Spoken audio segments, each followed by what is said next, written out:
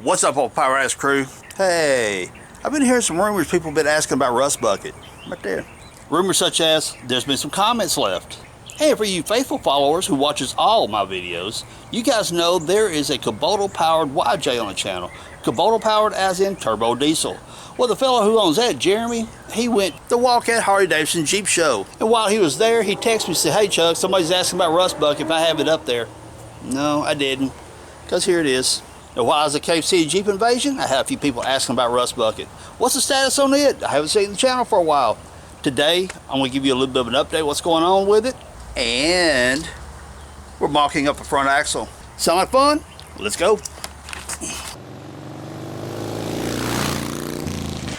So my goal for the moment is just to make these suckers roll. I've already got the bolts out for the calipers, and I'm taking a hammer, tapping that sucker off there because, well, these things are rusted up and they won't turn. Then I'm going to put that axle under here. That is the good frame. There's the bad frame.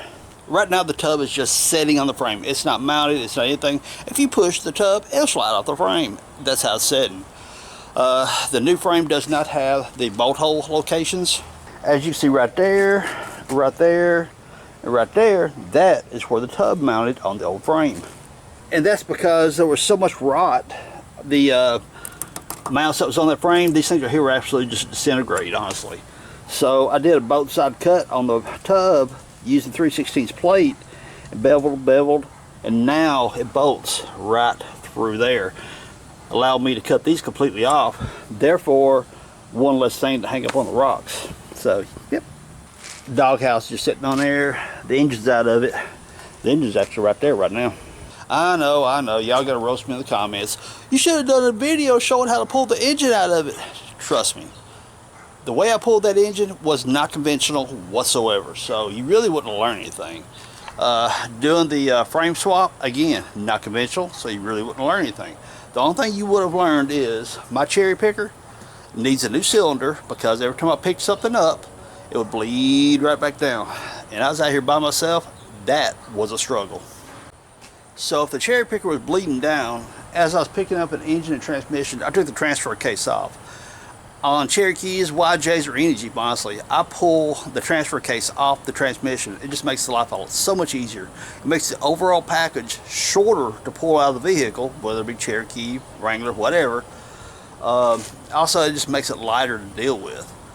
But even with the transfer case off, the engine and transmission was too much weight for the cylinder on my cherry picker that needs to be replaced. The cylinder does. That I thought, I got to do something. So I stuck my jack handle under there like a prop rod. Yeah, there's the shape of my jack handle now. But it lasted long enough for me to get the engine out of that rascal. So in a previous video, I showed you guys how to pull heads off of a 350 engine in a junkyard, the Vortec heads. That I was going to put a 350 in this thing. Well, here's my deal. 350 needs to be built. And of course, the cylinder heads need to be reworked and blah, blah, blah, blah. The 350 I have has a solid cam in it, solid lift cam. I don't want to run a solid lift. So I'm going to pull that out, put another cam in. Now I've got a 5-speed Chevrolet transmission come out of a half-ton truck. Transfer case MP231C Chevrolet. But the problem is, of course, it's clocked on the wrong side for these axles here.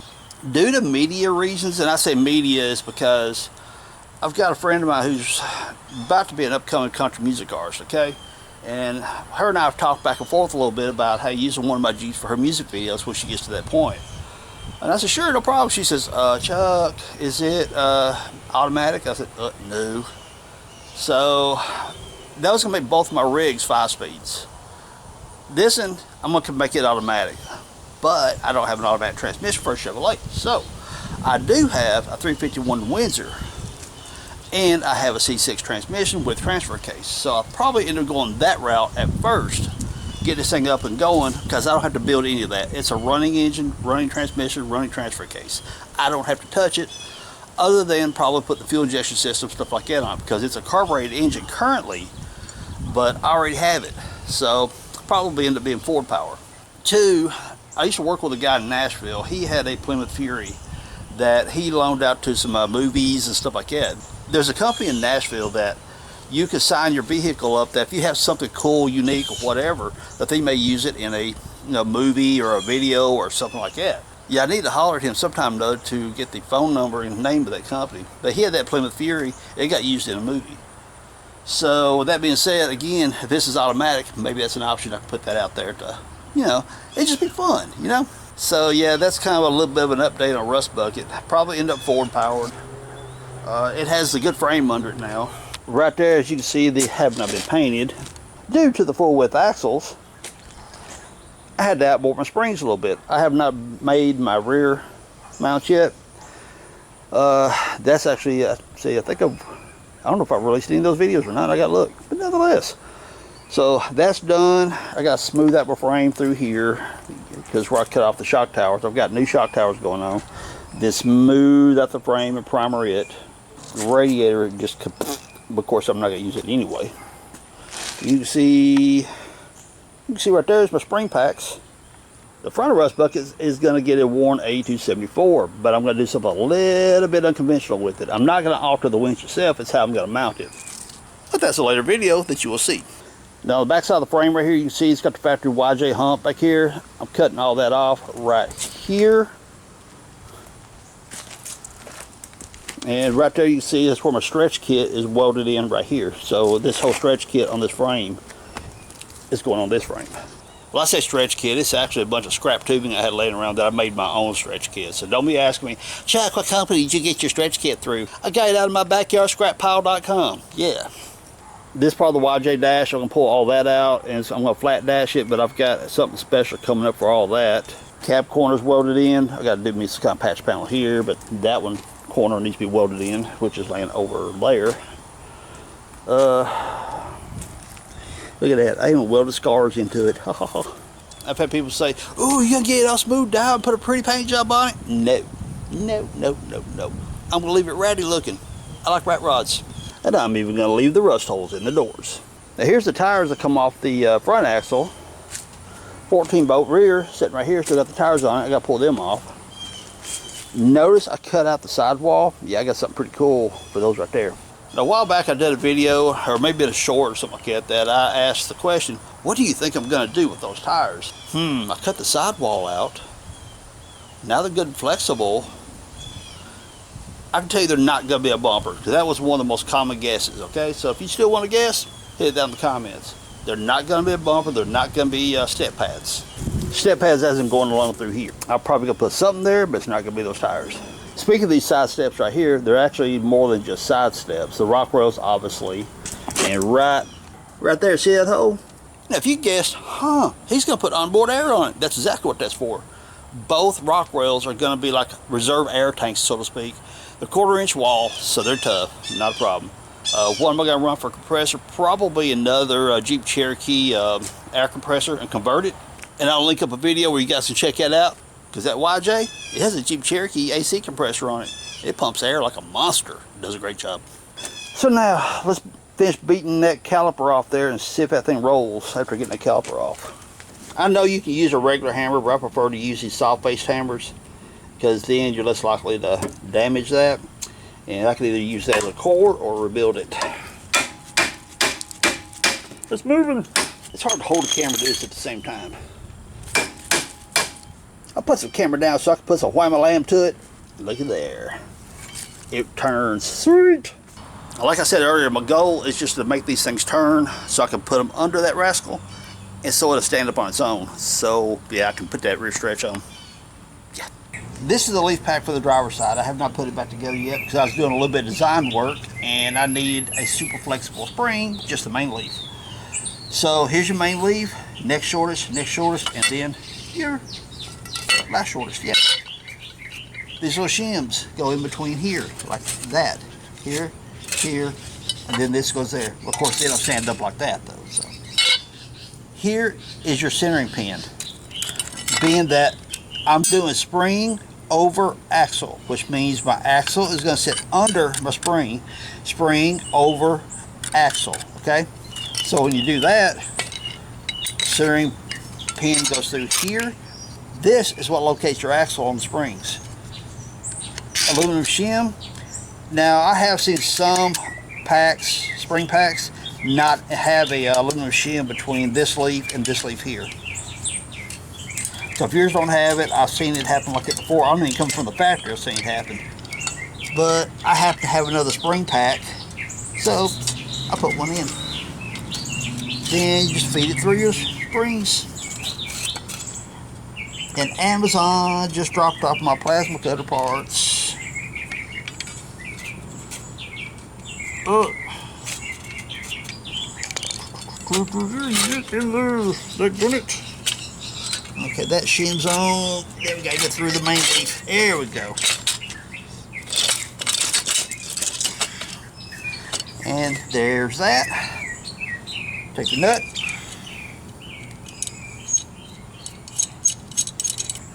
And run it all the way down. And what you may end up having to do is put vice grips right here to keep that from turning. Tighten this nut all the way down until your spring pack is completely collapsed. Or squeezed together, that's it, yeah. And take a ratchet wrench and tighten that sucker up. And so far I'm getting lucky because the bolt's not turning, so I don't need the vice grips. But this is a brand new centering pin. So most of the time, they do pretty good. Ah, there it goes, it turned. It's when you put the ooga oogas to it.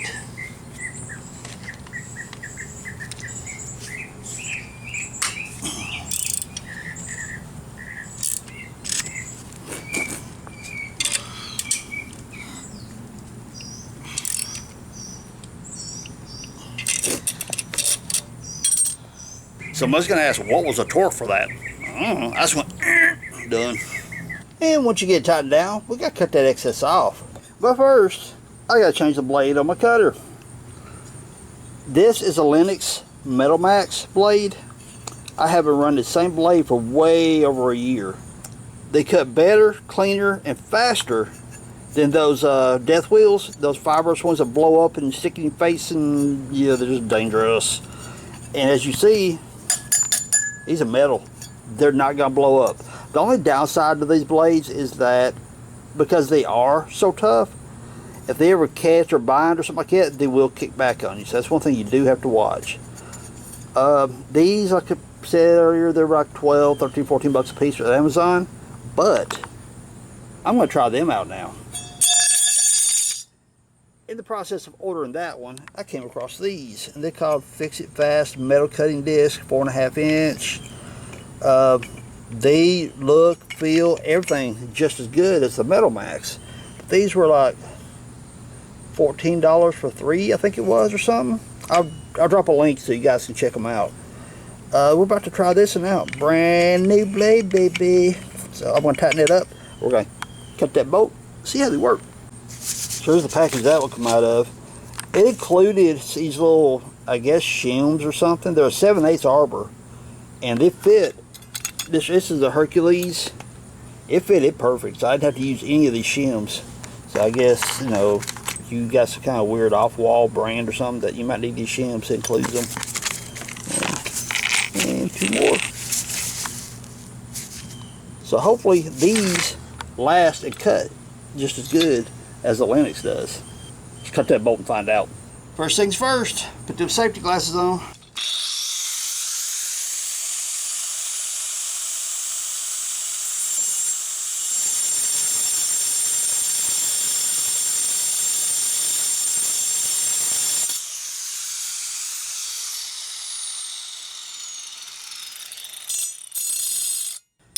Sliced right through it. I like. It didn't do much for that concrete either. I mean, it made about 30 seconds gouge in it right there.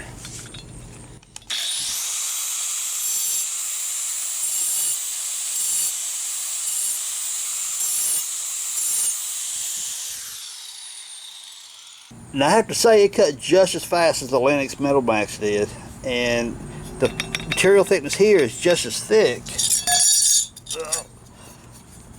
here, but as far as longevity, I guess we'll have to wait and see how long that cutting edge lasts. But like I said, I've run this right here for over a year. So for the price, you have no excuse to buy those death wheels that blow up and cut your hands all to pieces, and yeah, they're just dangerous. So the Metalmax blades, I definitely can vouch for them from a long-term standpoint. The Fix-It Fast blades, I don't know. This is the first time I've tried them, so I'll include a link to the Metalmax blades and the Fix-It Fast blades. You take your pick on which one you want. Cool? Cool. So I'm gonna hang this spring real quick. Now what you didn't see me do, I put some grease on the bolt and inside the sleeve right there before I slid that in there. The bolt's not tight, I'm not too worried about that right now, because on this end, I've really got no place to mount my spring. Yep. I cut out the rear hanger because I'm fabricating a new design. And no, I'm not doing shackle reverse. So what I'm hoping is that spring guy will butt up against the frame enough to hold the body up, because I mean, it's like you see right here, no engine at all, so I don't have to deal with any weight. And as I mentioned earlier, the only reason I'm wanting that front axle under this right now is because I can get my front tires and all that stuff put on to hold everything up, so I can start fabricating my stretch back here. I got one jack stand here and two back here, and it's sketchy at best. I have a set of wheels and tires around back. They're street tires, but at least it'll hold it up nice and safe. Yeah, I get it's kind of a janky way of doing things, but I've got like so much going on right now, so I'm trying to get this thing standing up on its own. It's easier to work with that way, and plus it gets all this crap out of my driveway. And also, if I get both axles hung underneath this thing, it'd be easier for me to motivate this thing inside my little shop that I've just about got done.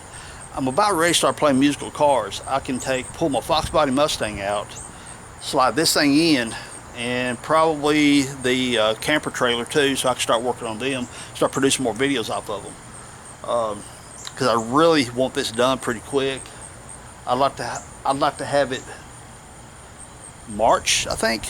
By March, I would like to have this thing wheelable. It don't have to be done, just wheelable.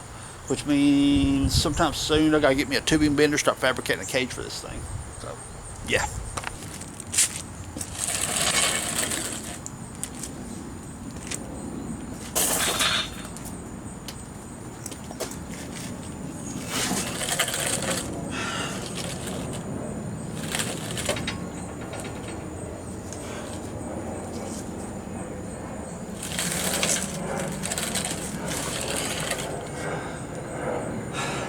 Maybe I should put the springs on last. Obviously, it's a good thing I didn't tighten them up. I gotta take the springs back off. Alright, let's try this again.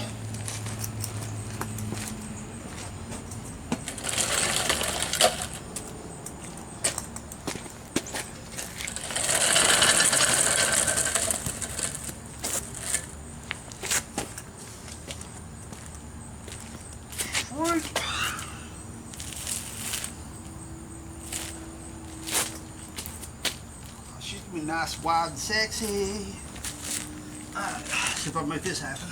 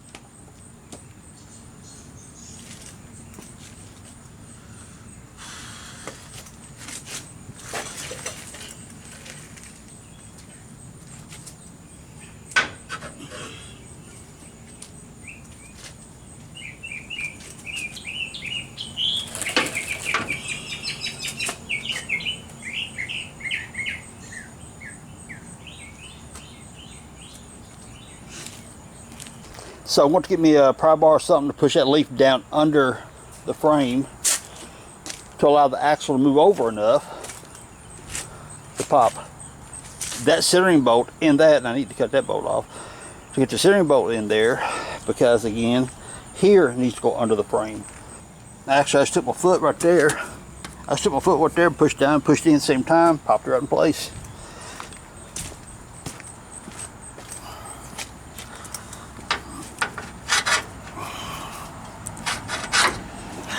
Oh, my back kicked me over. Stay. Well, that needs to go in that axle anyway, so that's why it's being cranky. Yes.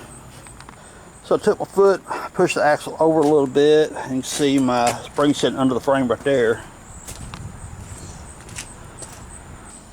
I've got the centering pin located right there. Now let's see if we can get this in there. I can't grab hold of my fenders, so they're just kind of laying there. There she goes. Now, get my bolts to go the rest of the way through. Now, I put my plates and U-bolts on. But there's one thing I feel like it's going to be pretty sketchy is when I start pushing this thing around, these are not going to want to stay, I'm pretty sure. So what I'll probably end up doing is get me a couple small pieces of plate and just tack weld here on both sides and hold this eye in place. It'll rest on the frame for right now until I get that part fabbed up. So I need to get on Shaper 3D, that's the CAD program I use, and finish drawing those parts up. Actually, I've drawn them up one time and I didn't like them, they were too long, so I need to shorten them down because I only need about roughly 7 inches of travel, and when I drew them up the first time, I had like close to 10 inches, and it was just going to make the part needlessly too bulky. So I'm going to redraw them out, and for the 7-inch travel, and have them sent to CNC and have them cut out. I've got some 1/2 inch, I think. I thought about going and just cutting them out myself, but yeah. I don't know, I just got to see how much the quote is to get the parts cut. I may end up doing it myself. I've got a mill, so I could probably just do it on it. I don't know, we'll see. You know, sometimes spending money is cheaper than spending time. But like I said, I definitely need to tack weld a couple plates to hold those eyes resting on the frame. Because if I start pushing this thing around and those things pop off, that could get sketchy quick. So yeah, I definitely need to do that. So now, plates and U-bolts. So I'm just going to use some junk parts I got laying around right now to hold the axle in place, because I don't want to be up here welding, fabricating, everything like that, and falling down on brand new parts, make them look all crappy. And plus new parts getting all rusty. But anyway, y'all know that brake fluid is very corrosive to paint, right? But it does really good. But when you got rusty bolts and nuts, brake fluid makes that go on so much smoother. Now over here on this side, I had to use my good parts because why? I couldn't find the other 8.8 plate.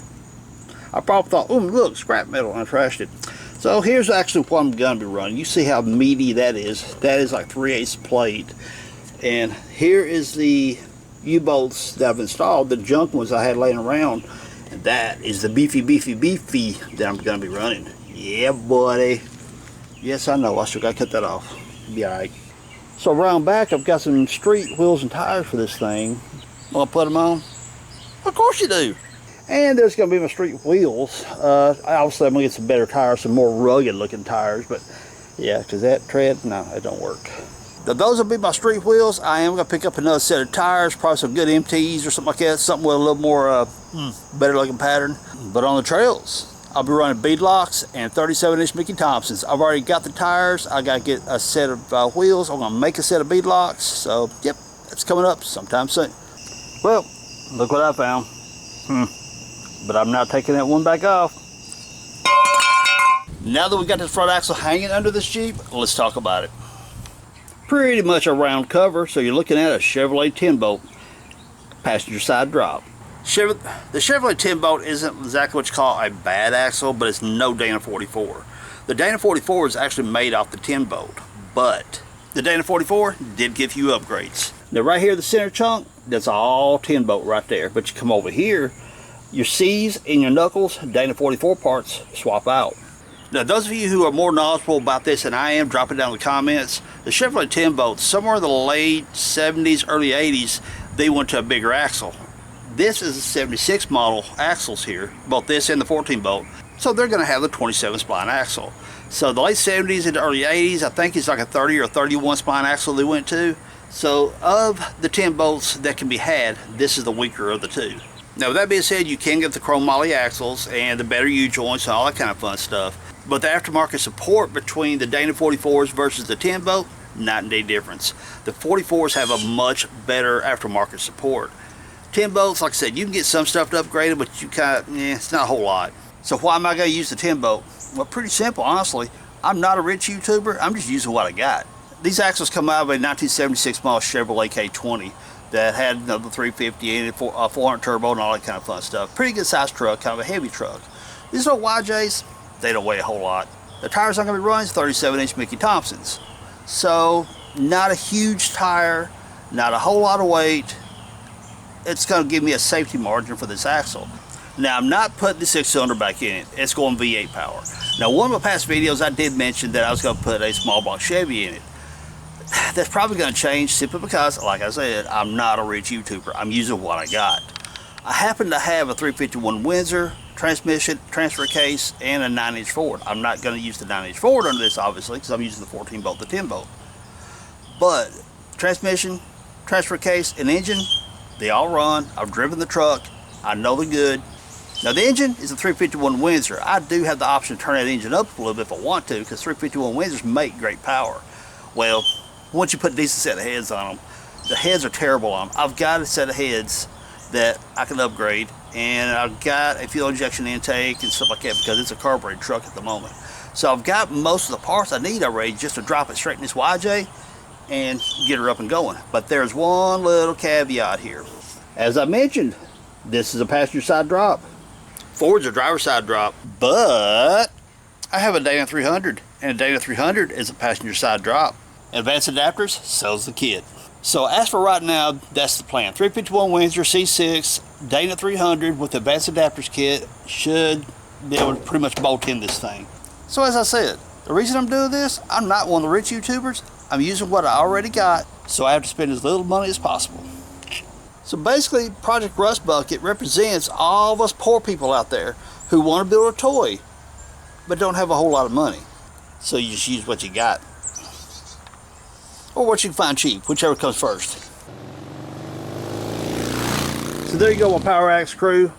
Rust Bucket has not been forgotten. It just, life has been crazy. So down in the comments, you guys give me some recommendations, suggestions, or just some cool comments of what you think. Cool? Cool. Everyone, appreciate you hanging out. Peace. Later, y'all.